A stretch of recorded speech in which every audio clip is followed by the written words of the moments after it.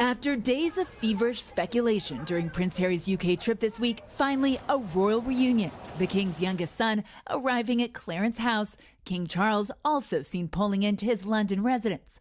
Buckingham Palace confirming that father and son shared a private tea. They haven't seen each other in person since February 2024 after the King announced his cancer diagnosis. We know that the meeting lasted just under an hour. Now, the last meeting that they had in February 2024 was half of that time. So I think that says a lot. And I think it also shows the King to be incredibly magnanimous, because Charles was incredibly upset by a lot of what was spelt out in Spare. There were hints over the summer a reunion could be in the works after a meeting between reps from the palace and the Sussex camp was widely photographed.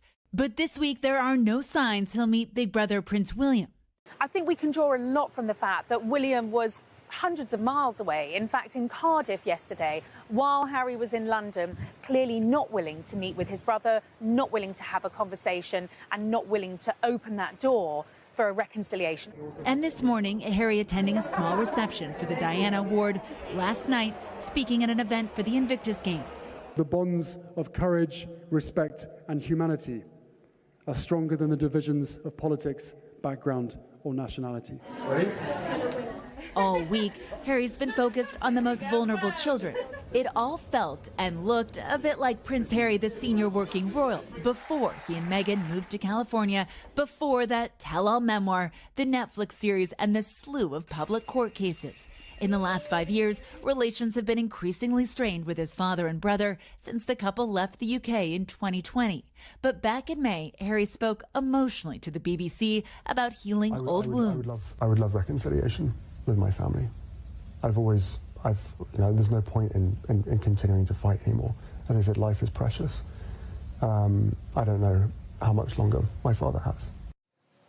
And last night, a reporter asked Prince Harry how his father was. He said, "He's great, thank you." And Prince Harry finished out his London trip with an event for the Diana Award this morning, speaking to young changemakers. And he told the crowd, "You guys, my mother believed in the power and agency of young people to positively impact the world." I'll send it back to you guys. All right, Molly, thank you so much for more perspective on this royal reunion and what it might signal for the family. Let's turn to NBC News royal commentator Daisy McAndrew. She's at Buckingham Palace as well for us. So we've got the tea, now we need the scones. Let's get to it, Daisy.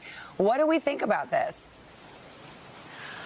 Well, I think to many it is a surprise, because if you think about it, since they last met, Harry and his father, Harry's been here in London 3 times since then, and there was no sign that they were going to meet up. So many people were saying, why would this time be any different? But actually, I think if you look hard, the signs were there. For instance, in the summer, in July, King Charles's senior communications chief, a chap called Tobin Andre, met with the new communications chief of Harry, the woman, Meredith Mains, who's in charge of the Montecito household. Now, that was meant to be a secret meeting, but a newspaper got hold of pictures. And I think that was a really big clue that some sort of reconciliation was on the cards. When you know people behind the scenes are working on something, you know something's probably going to happen. I think they were very scared, though, that Harry would, as he has done over the last few years, start spilling too much of the tea and telling people in advance. So I think secrecy was a big element of this visit. So, Daisy, Prince Harry sat down with his father. What about his brother? Any chance that he meets with William as well in the near future? I think I've got more chance of seeing a flying pig at the moment. I honestly do. And I also think it's very interesting that Charles has, in many ways, we're led to believe, gone against the wishes of his eldest son, William. We're pretty certain that William did not want this meeting to happen. So Charles has put his foot down, presumably said, this is my boy, and I'm an elderly man with cancer. I need to mend some bridges with my young family who are living in the United States. So I think this could well cause some friction between the future monarch and the present monarch. All right.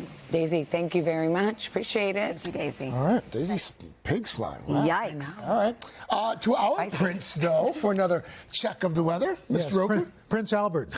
Oh, there you go. Good one. There's that old joke. Hey, do you have Prince Albert in a can? Well, you better let him out.